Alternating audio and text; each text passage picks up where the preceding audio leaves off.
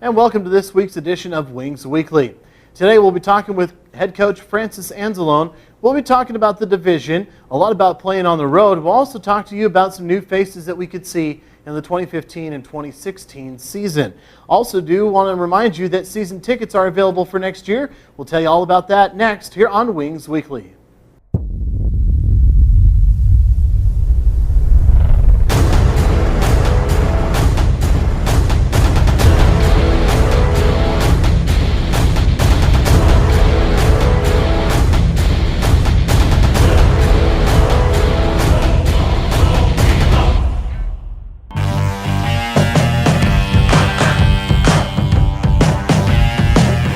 And welcome back to Wings Weekly, and now we are joined by Coach Anzalone. And Coach, thanks for taking some time. Thank you very much. My pleasure. All right, and over the weekend, a split with the Minnesota Wilderness. It was on the road for us, and they're a tough team at home for them.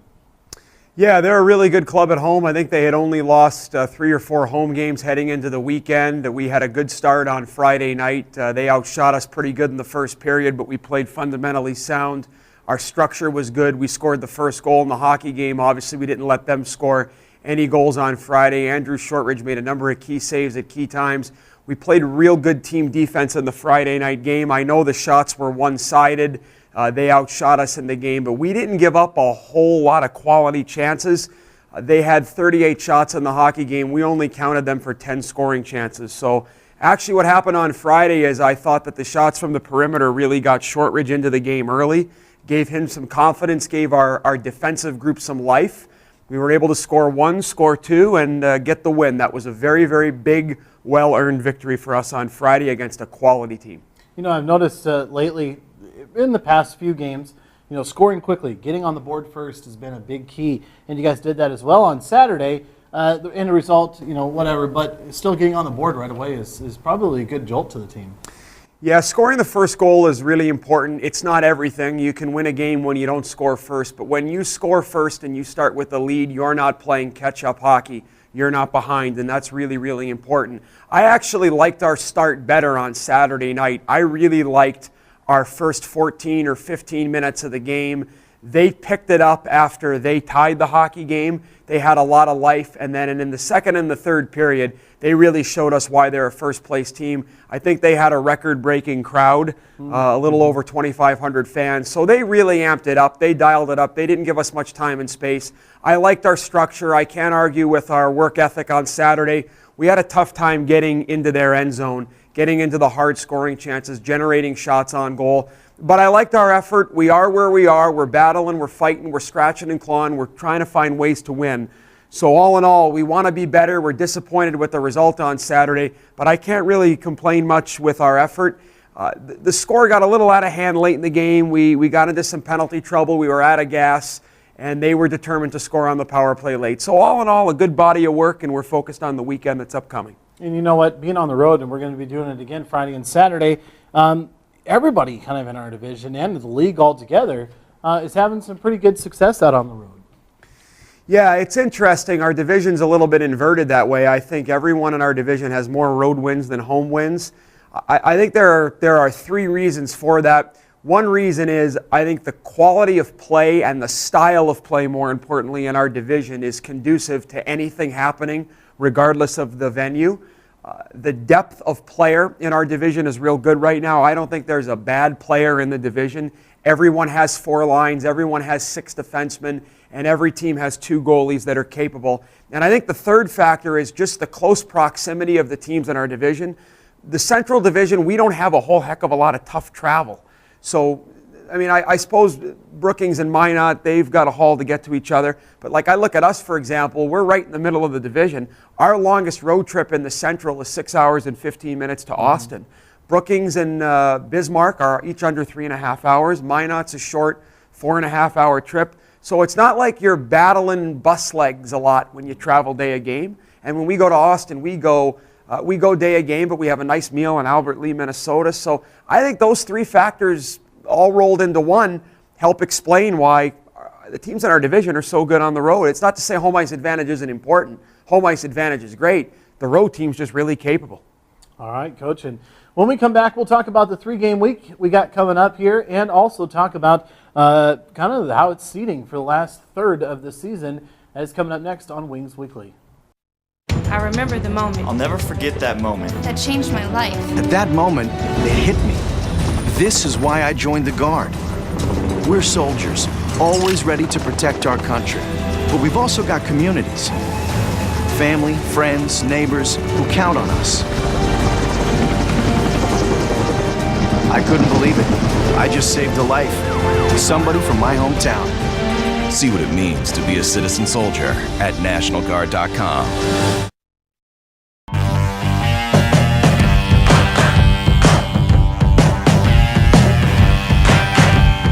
And welcome back to Wings Weekly. And again, joining us is Coach Anzalone. And Coach, we talked about how everybody's good on the road in our division, or everybody's playing tough. We've got some tough matchups with Bismarck and Brookings, 7 of the 8, next 8 games for us. And, 2/3 through the way of the season, I got to assume that it's nice having that same opponent. You can start learning more about what they're doing each and every game.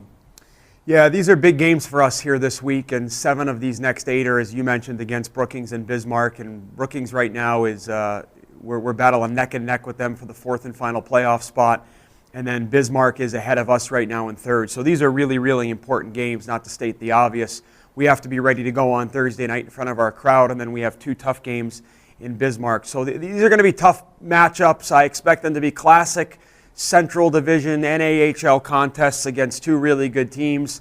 It's hard to believe it's already the end of January and we're coming up on the home stretch. Exactly, and coming up Thursday is again a home game against the Brookings Blizzard here inside the ODI Center. We'll talk more about that towards the end of the show. And Coach, just one more thing I wanted to focus in on is, a lot of people might follow our website, AberdeenWings.com, or they might follow us on Facebook and Twitter, and they see a lot of tender contracts and guys signing those right now, and coming from places like high school or AAA hockey, things like that. Give us a little insight of what a tender contract is, and then again, let's go through some of the guys that we've been signing, and that's for the future. Well, a tender is basically an agreement that a player signs that says that if he plays in the North American League, he will play for your team. You get 7 standard tenders that you can use with players in any high school league or any AAA league. Then you get 2 additional tenders that you have to use in the North American Prospects Hockey League. That's the midget league that the NAHL sponsors. And then the final tender can be used in the North American 3 Hockey League. That's the Tier 3 Junior A League that the NAHL oversees and operates. So we have been plugging away. The tenders came out in early November. So we've had them now for a little less than 3 months, and we're well on our way. It's interesting.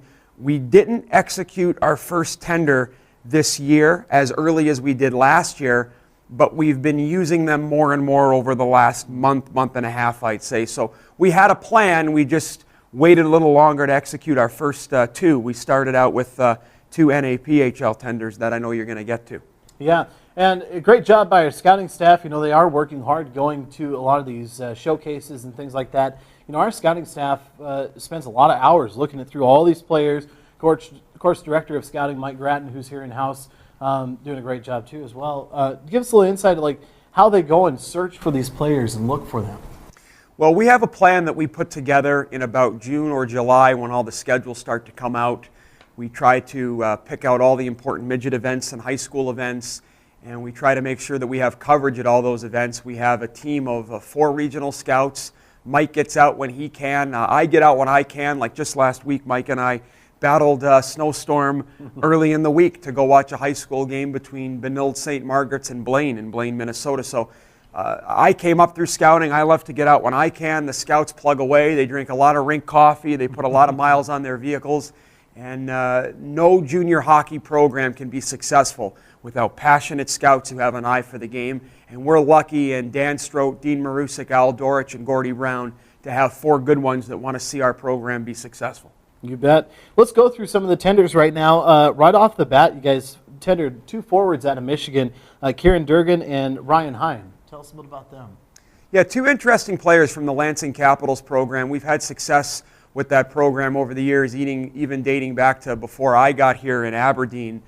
Mike and I have had a lot of success with kids from Lansing. Ryan Hein, as we all know, is the brother of Ronnie Hein, who spent half the season here with us this year in Aberdeen. And Ryan's like Ronnie in that he's a competitive kid who loves the game.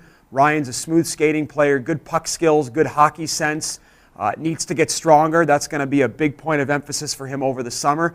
But he shares his brother's passion for the game, and we like that. Kieran Durgan is a right shot forward. He's 1 year younger than Ryan. Ryan's a 98. Kieran's a 97. Shoots the puck hard, really competitive, gets to the hard areas, and Kieran's a player that we actually had in our main camp this past summer. So our entire staff has not only seen him play for his Lansing team, but we've seen him up against our guys in a summer hockey setting. We're excited about these two. We used our NAPHL tenders that I just mentioned on those two boys, and we're looking forward to seeing them in July at our main camp. You bet. And moving along, the next tender that you had went to the blue line. Give us a little insight on Indiana's Kyle Siemers. Kyle Siemers is from Crown Point, Indiana. He is currently playing his midget hockey for the Chicago Fury. The Fury, you might recall, is the same program Jack Nile came out of.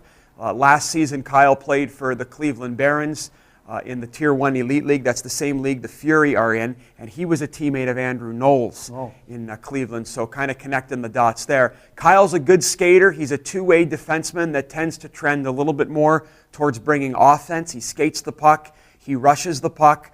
I think he, at the moment, is the leading point getter for defensemen in the entire Tier 1 league. And he was very thorough in the recruiting process, asked a lot of really good questions about how we do things. We think he's going to fit in well here and help our program take the next step. Then you guys went to Minnesota, Bemidji, the popular town for us. Jake Lightner, a forward there. Real great player. Matter of fact, he's getting lots of publicity in the news circuits of Minnesota. Jake is a competitor. He's really good below the tops of the circles.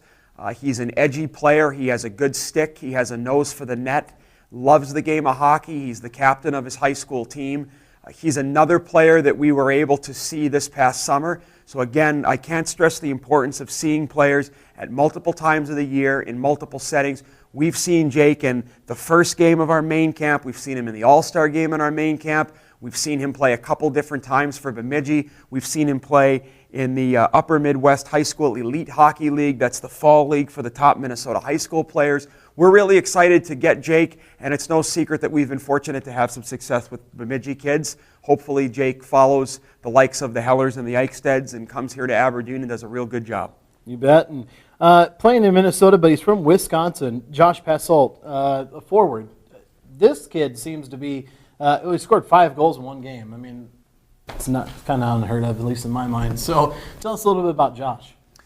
Josh has good size. He's about 6 foot, 170 pounds. He plays for Maple Grove High School. He's a leader, loves the game of hockey, good vision, good hockey sense, knows how to get to the scoring areas. What I like about Josh is for the skill and the little sprinkle he has. I like to call it a little sprinkle when you got a little bit of that something. He really tries to make the guys around him better. So he's a good one for us. We're excited. Another kid that we didn't have him at our camps this summer, but we saw him in the Elite League in the fall. We've seen him play for Maple Grove. Mike's seen him. I've seen him. Dan Strode has seen him. So this was a good team get for our staff. We all worked. We all put in hours, and we're fortunate that Josh chose to sign here in Aberdeen. You bet. Now, looking through the list so far, 4 forwards and 1 defenseman. That means that there had to have been a goaltender in there, and that was the latest, just released from the Aberdeen Wings camp. Peter Thome. Tell us a little bit about him, a goaltender. Peter is a Minnesota boy who's played the last 2 years in Chicago. He's actually played with the Fury. He's a teammate of Kyle Siemers at the moment, the boy we just talked about who we tendered from the Fury. Peter's a big goalie. He's athletic. He loves the game. He's really competitive in practice. He's one of the top goalies that we believe in the Tier 1 league right now. And here we go, kind of keeping up with that trend. We saw him play last year for his U16 team with the Chicago Fury. We saw him play in the USHL Combine this past spring, and we've seen him play multiple times for his Fury team this year. I think it's when you sign a goalie, it's really important that you've seen him play multiple times and that you've had all eyes on him. We've had multiple people from our staff see Peter, and he's another one really excited to come here and be part of our program. We've been fortunate. We've had some good goalies here. I think our last 5 have gone on to Division I hockey, Shortridge being the most recent with his commitment to Quinnipiac for 2016-2017. So happy to see Peter on board. Hopefully he comes in, he has a great summer for us, and he's in the pipes for us next year. We're keeping our fingers crossed that he can be one of our guys. You bet. And if you are a prospectus player in the midget or high school leagues, you can always check out AberdeenWings.com. We will post the information for a pre-draft evaluation camp that'll happen in May. That'll be on our website and available for you to download forms and things like that, and we'd love to see you at our pre-draft evaluation camp in May. Make sure you check out AberdeenWings.com or follow us on Facebook and Twitter. We will post that there as well when it's made available. Well, Coach, thank you so much for taking some time today. Thank you very much. My pleasure being here and looking forward to seeing everybody on Thursday night. Should be a fun game. You bet. We'll talk about Thursday night next here on Wings Weekly. The way the Mako is an asymmetrical design. On the lateral side, we have the ability with it 5 millimeters lower to create a better push direction, which is going to the side and not letting the leg go behind, which creates a lot of injuries. On the inside, on the medial side, has a higher, stiffer wall, where you can use that in cornering and tight maneuvers. Now you can actually use your hips to catch an edge. That allows and creates that unique skating system that makes our players faster.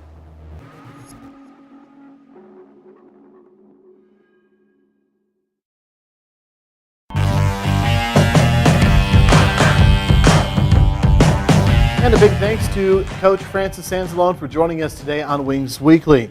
Coming up on Thursday, Taylor Seeds brings you a big night of hockey inside the ODI Center as the Aberdeen Wings host the Brookings Blizzard. And that'll be our I Hate Winter night, and you can come and have some fun with us on that. First intermission, we'll be having some fun with I Hate Winter theme, and we encourage everybody to come on out and see it. Reserve tickets, $12. General admission, $10. You can get them at the door. 5:30 doors open on Thursday night, of course, with early bird beer specials. There's also a whole lot more going on with concession stands open. You can also check out the Wings Pro Shop. Jerseys, sweaters, ball caps, everything you can think of is inside the Wings Pro Shop. Do want to remind you that you can get in on 2015-2016 season tickets. All you have to do is contact our Aaron Smith at asmith@aberdeenwings.com or call 605-380-5852. You can contact him today. And then just another reminder, February 21st will be the Shrine Teddy Bear game. We'll be doing a teddy bear toss after the first Wings goal that is scored. So you can go out and purchase your own teddy bear, or they'll have them available for purchase here. The Shriners will, here at the ODI Center on February 21st. You can purchase them there. And, of course, when the Wings score the first goal of the game, everybody tosses the teddy bears out onto the ice. It's going to be a lot of fun. Make sure you check out everything, and when the Wings are on the road, you listen to 94.1 The Rock, ESPN Aberdeen. Also watch and listen on fasthockey.com. Otherwise, we'll see you Thursday night here inside the ODI Center as the Aberdeen Wings host the Brookings Blizzard. Make sure you check us out online at aberdeenwings.com and follow us on Facebook and Twitter. That's been this week's Wings Weekly.